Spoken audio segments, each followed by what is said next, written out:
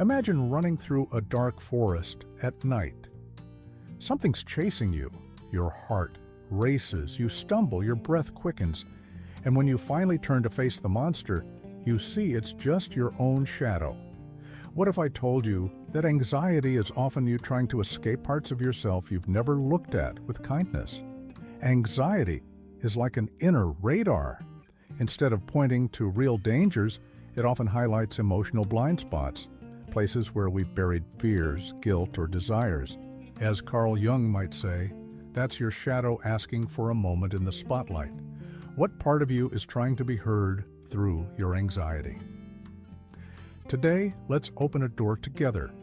It's a door many of us spend our lives avoiding, pretending it doesn't exist. It leads to a deeper understanding of ourselves, but it's guarded by a fearsome figure, the idea of death.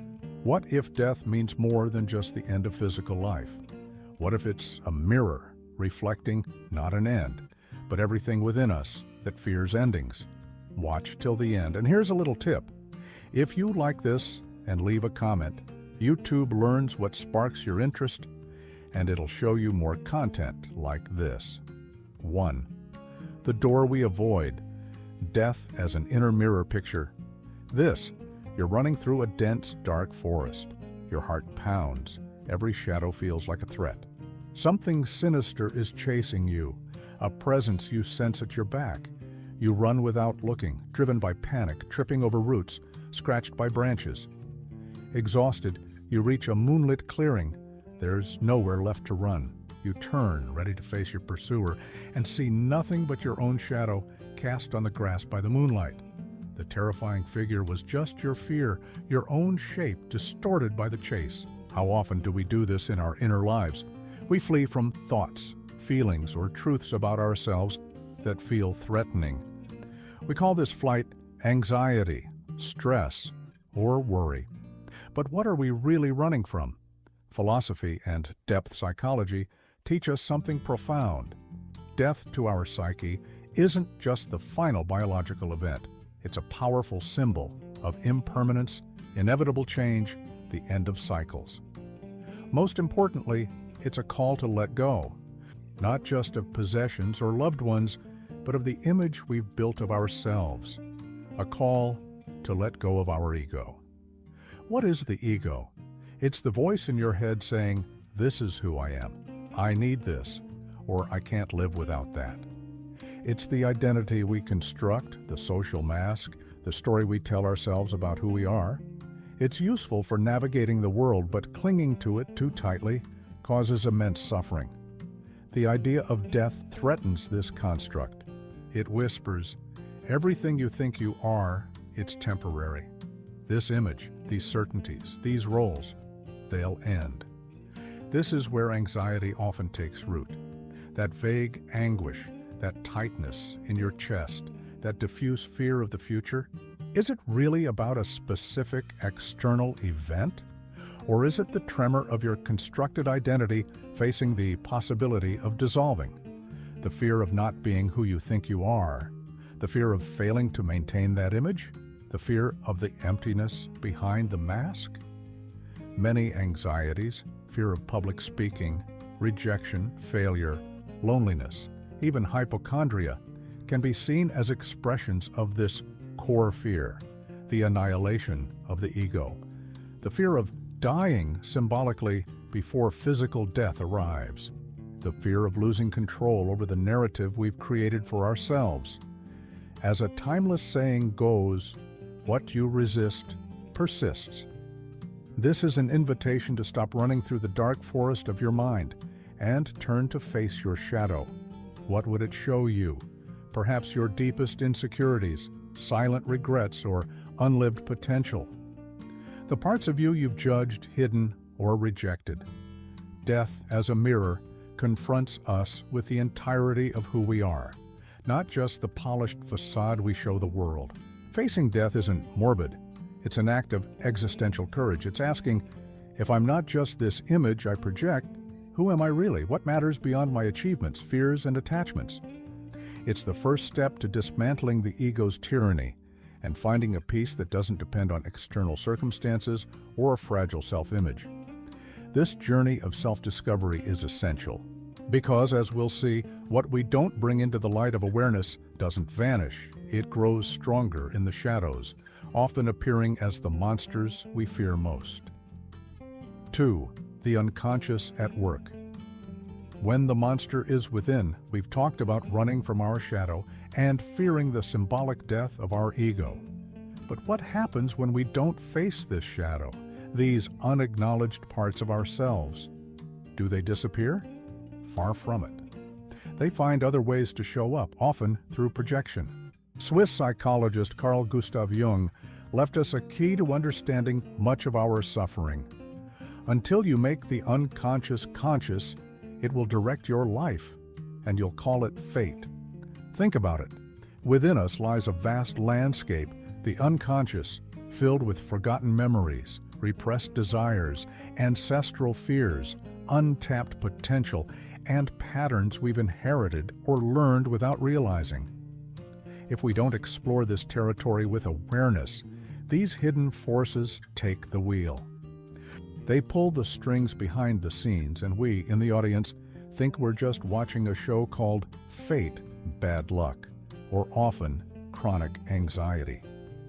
How does the unconscious steer our lives? One of its most powerful tools is projection. Imagine an old slide projector with a scary image, a monster. If you don't know the slide is there, you'll see the monster on the wall and believe it's real. You'll react with fear, maybe fight it or run. Psychological projection works the same way. Unconscious contents, deep fears of abandonment, rejection, failure, inadequacy, suppressed anger, unresolved guilt, even positive qualities we don't dare own, our strength, creativity, are projected outward. We see them in the world, in other people, in situations. Anxiety often surges here. Consider someone who constantly fears betrayal or abandonment. Deep down, there might be an unhealed wound from childhood or an insecurity so profound they can't believe they're worthy of lasting love. That wound gets projected onto partners. Every ambiguous signal becomes proof of impending betrayal. The anxiety they feel isn't just about the partner's actions, it's the activation of that inner wound, projected outward. The monster of abandonment lives inside, but they see it in their partner's face.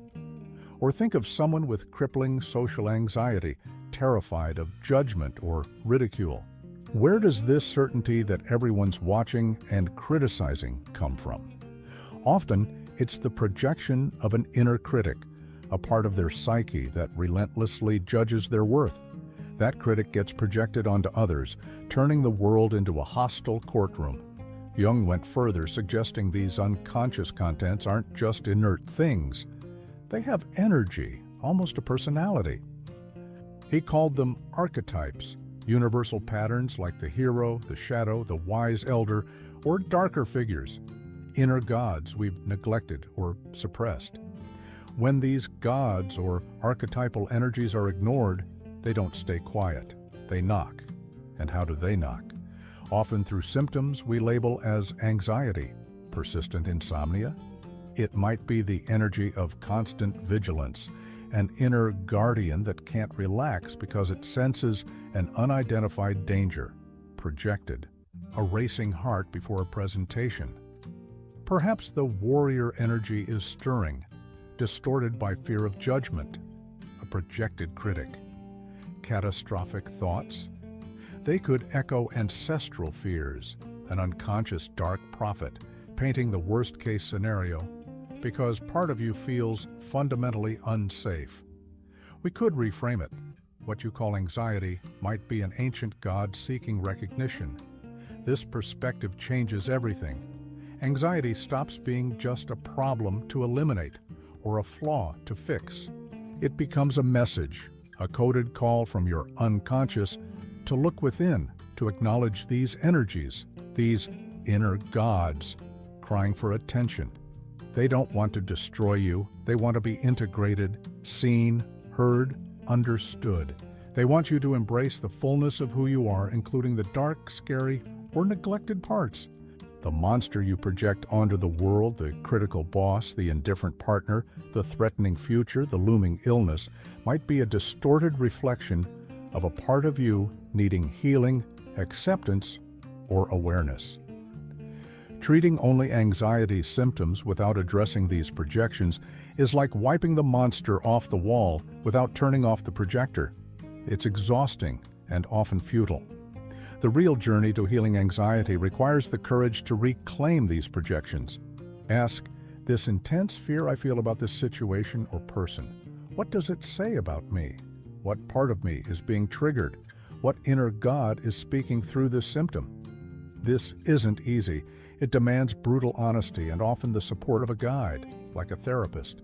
But it's a path not just to relief from anxiety, but to profound integration, a sense of wholeness. It's the way to stop being driven by the unconscious and start consciously co-creating your destiny. How can we begin this in practice? How do we learn not to fight these projected shadows, but to flow with life, embracing its impermanence? Ancient Eastern wisdom, like Taoism, offers powerful tools. Can you spot a projection in your own anxiety? A recurring fear that feels bigger than the situation? What monster do you see out there that might live within? 3. The path of awareness, Taoism, and the art of non-resistance. We've explored how fear of the ego's symbolic death and unconscious projections fuel anxiety, trapping us in a constant battle with inner and outer shadows. But what if there's another way? Instead of fighting, what if we could learn to flow? Taoism, an ancient Chinese philosophy and spiritual practice, offers a radically liberating perspective. At its heart is the Tao, often translated as the Way, the natural flow of the universe, the underlying order of existence. It's the spontaneous intelligence that spins the stars, sprouts seeds, and guides rivers to the sea. In Taoism, suffering doesn't come from the flow itself, but from resisting it. We try to dam the river, control the wind, deny change. We want life to bend to our rigid plans, desires, and attachments. When life inevitably follows its own course, bringing change, loss, endings, and beginnings, we suffer. Anxiety, through this lens, is energetic friction, the result of rowing furiously against the Tao's current. What about death, that daunting guardian of the door? In the Tao Te Ching, a core Taoist text, death isn't a tragedy or an absolute end to fear. It's a natural transformation, part of the Tao's eternal cycle. Just as night follows day, winter follows fall, and exhalation follows inhalation, death is another phase of existence, a return to the source, a dissolving back into the greater flow. Resisting this natural transformation, clinging to our current form, sparks fear and anguish. As Stoic philosopher Marcus Aurelius said, "The universe is transformation. Our life is what our thoughts make it." This Stoic idea echoes Taoist wisdom, accepting reality's transformative nature and recognizing the mind's role in shaping our experience. In Taoism, there's a subtle yet powerful concept, Wu Wei, action without effort. It sounds philosophical, but it's like applied neuroscience disguised as ancient poetry. Anxiety is like trying to tango on a treadmill or dance on a stormy boat. The harder you push, the more you stumble. Wu Wei says, what if you danced with the treadmill? What if the answer to your fear isn't to fight it, but to dance with it?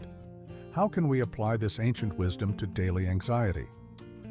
Wu Wei, often translated as non-action or effortless action, doesn't mean passivity.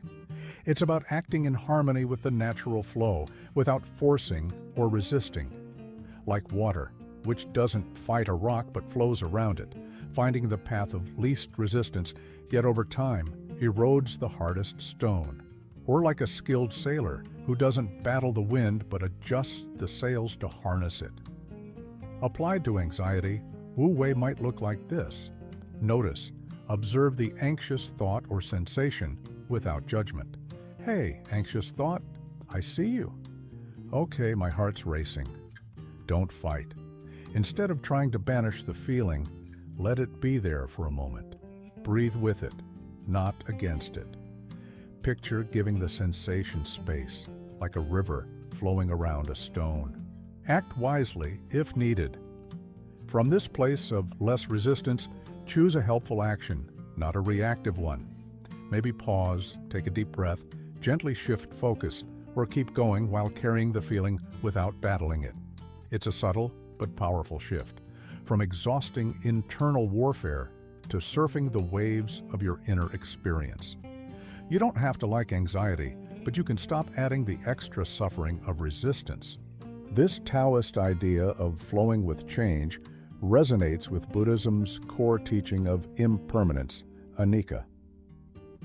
Buddhism reminds us that everything, thoughts, emotions, mountains, stars, is in constant flux, arising and passing. At first, this might feel unsettling. If everything's impermanent, where's the security? But embracing impermanence is profoundly freeing, especially for anxiety. Why? Because even anxiety is impermanent. That chest tightness, that catastrophic thought, that panic, they arise, linger, and fade like clouds in the sky. If we don't cling to them or fight them, they move on naturally. Clinging to what's pleasant or resisting what's unpleasant is the root of suffering, dukkha. Accepting the constant flow of experience is the path to peace. To practice this, our breath can be a constant teacher of impermanence and the cycle of birth and death in every moment. Simple practice. The cycle of impermanence. Find comfort. Sit or lie down, relaxed but alert. Close your eyes gently or keep a soft, unfocused gaze. Tune into breath. Notice the sensations of your breath flowing in and out. Don't control it, just observe its natural rhythm. Label the cycle silently. With each inhale, think rises or begins. Feel the life entering, the expansion. With each exhale, think falls or ends. Feel the release, the cycle's close. Continue for 5 minutes. Stay with this for about 5 minutes. Inhale, rises. Exhale, falls. Notice sensations or thoughts without clinging. Gently return to the breath and words. This isn't about being grim, it's about tuning into existence's fundamental rhythm. Each breath is a mini cycle of life and death. Regular practice helps internalize the transient nature of everything, including mental and emotional states. It reduces resistance, fosters flow, and cultivates calm amid life's waves. You start to master the Taoist art of non-resistance, Wu Wei. What would your life look like with a bit more Wu Wei in your anxiety?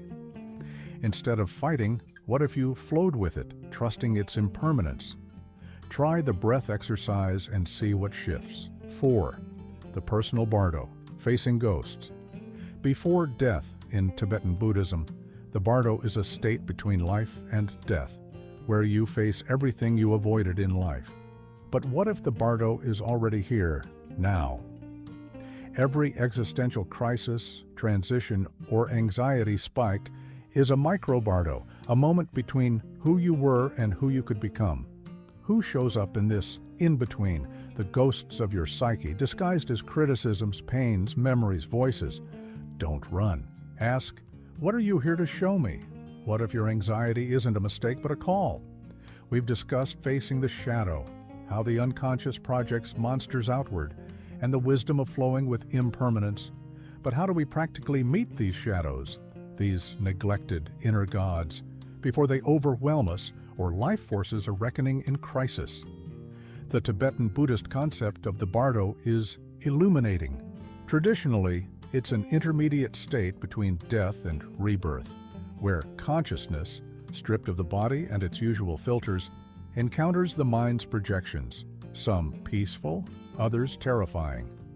These figures aren't external but reflections of our psychological and karmic landscape, shaped by our actions, thoughts, and emotions. What if we don't need to wait for physical death to experience a Bardo? What if we pass through personal bardos throughout life? Think of major transitions, a breakup, job loss, a move, an illness, or intense existential anxiety. In these moments, the familiar structures of life and identity dissolve. We feel lost, disoriented, in a space between who we were and who we'll be. This is our personal bardo. What do we find in this liminal space? Often, our inner ghosts. The same unconscious projections we've discussed, but without daily distractions and defenses, they can feel vivid, real, menacing. Persistent fear of rejection might appear as an accusing figure. Unresolved guilt could feel like a crushing weight or relentless pursuer. Suppressed anger might surge as a destructive force. Unlived potential could manifest as melancholic specters of what might have been. These are the demons of our personal bardo. Like in the Tibetan Bardo, the key is recognizing them as projections of our mind. Not external enemies to fight, but parts of us asking to be seen, understood, integrated. The intense anxiety in these personal bardos is often the fear of facing these figures, the resistance to looking in the mirror this in-between state offers.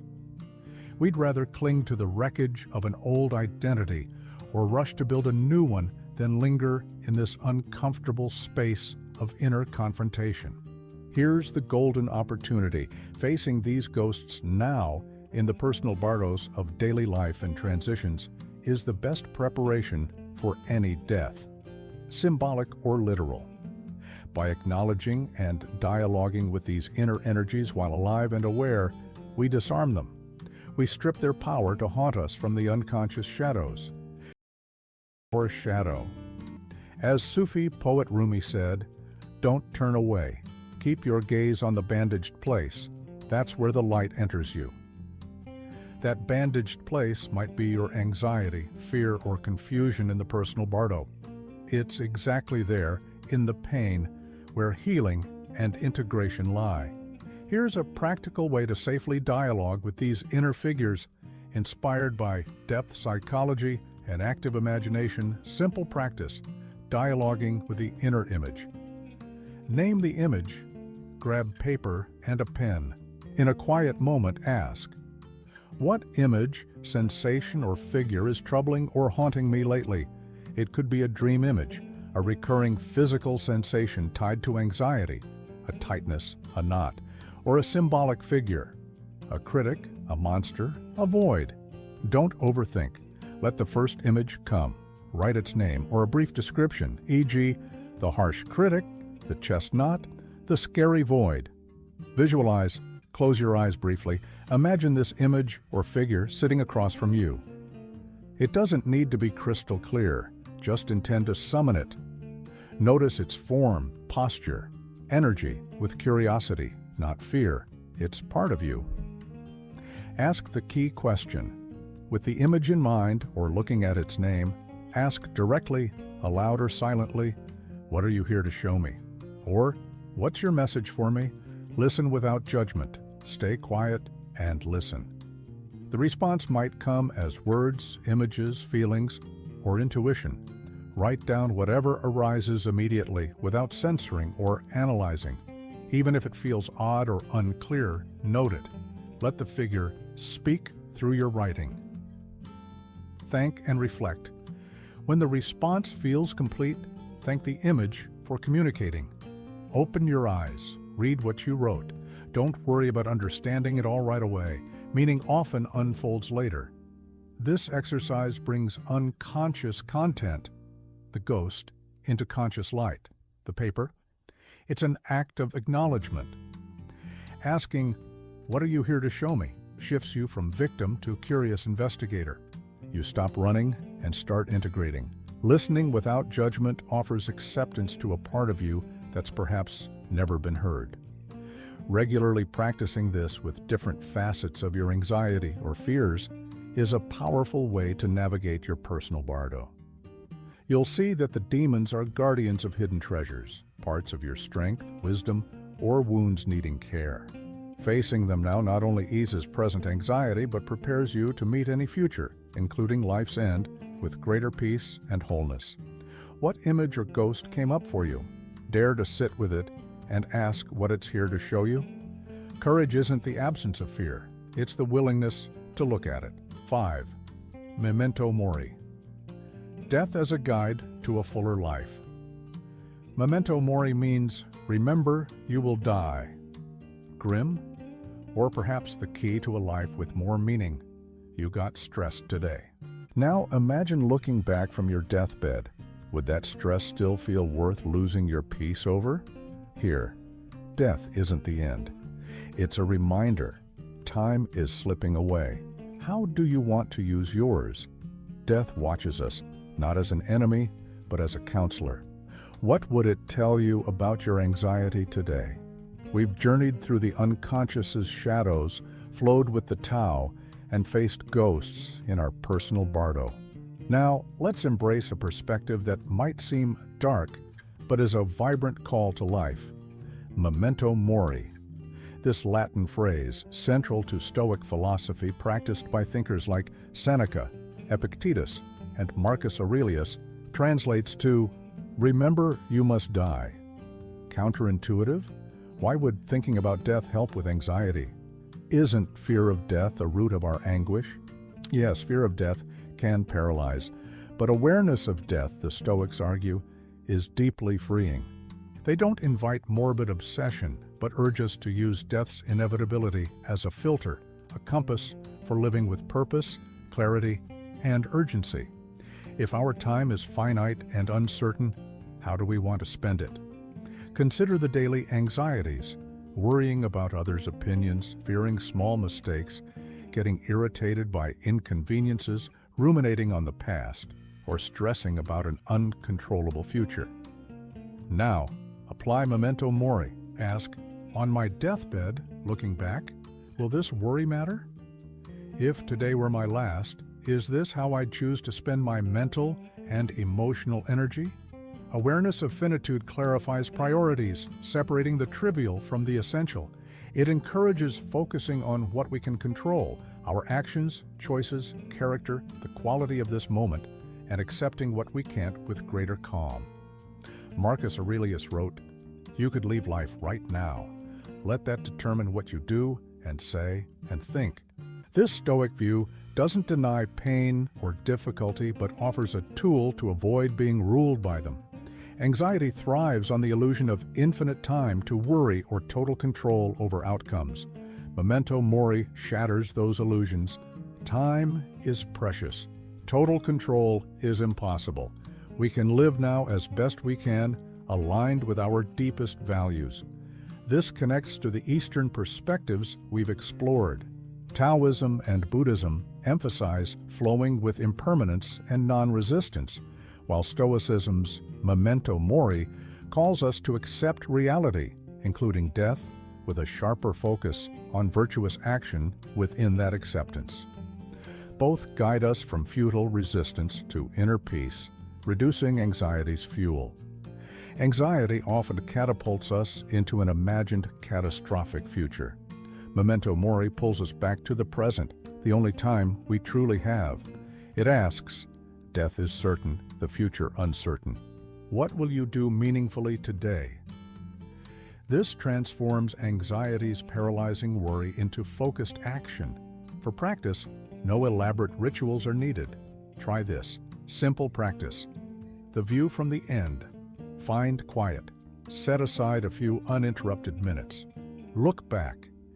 Imagine yourself at life's end, looking back at this moment and your current anxieties. Seek advice. Ask your older, wiser self, what really matters? What should I let go? Where should I focus my energy now?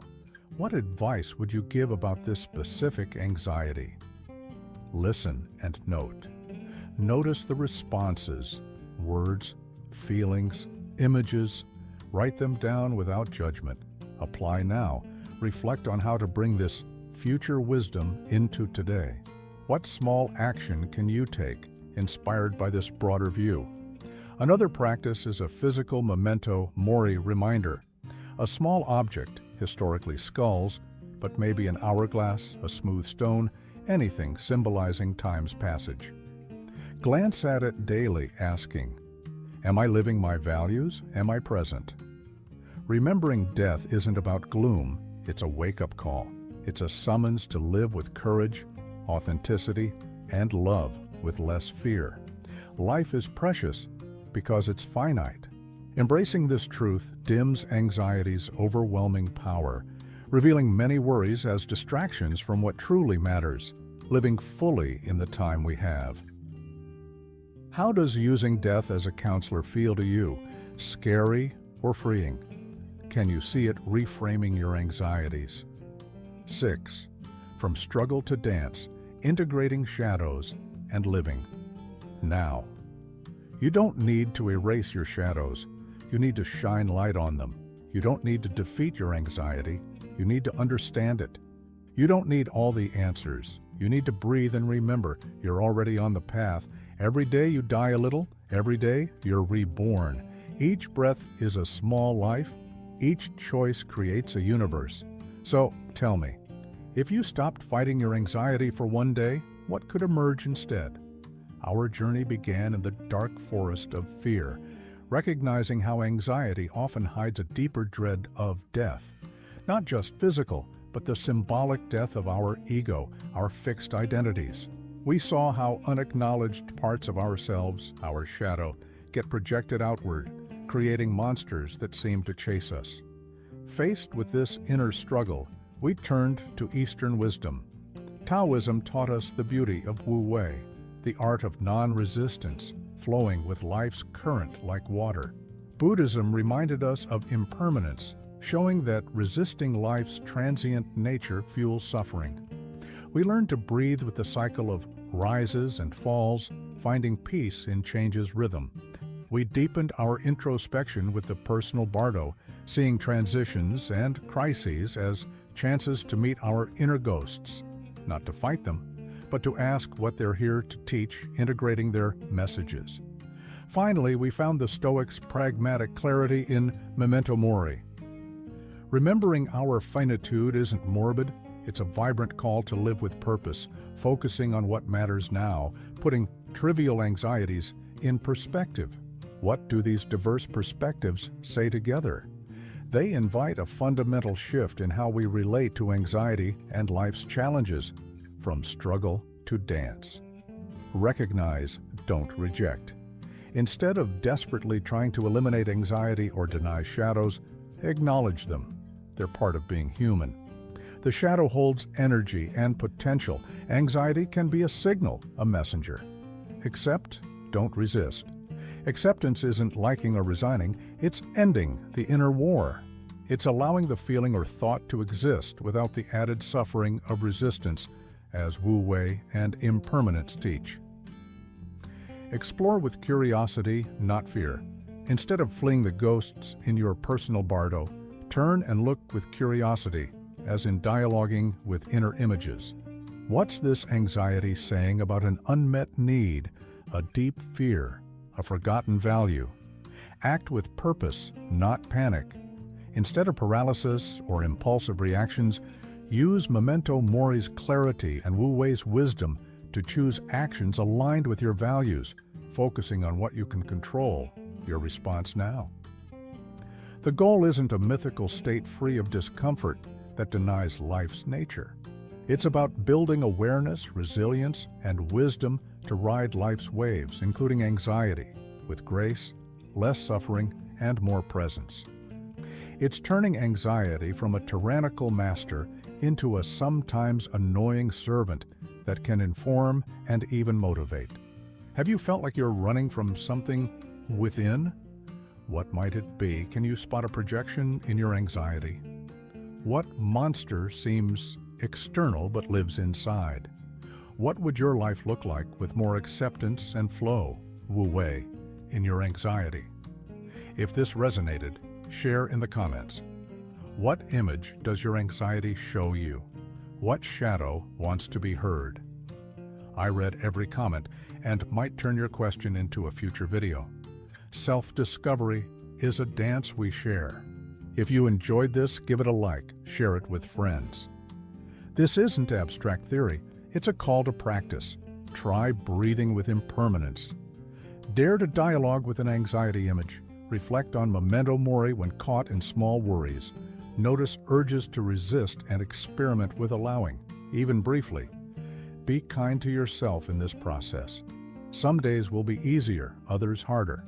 Transformation isn't linear, but every moment of awareness, every choice to not fight, every conscious breath is a step toward a more integrated, meaningful, peaceful life.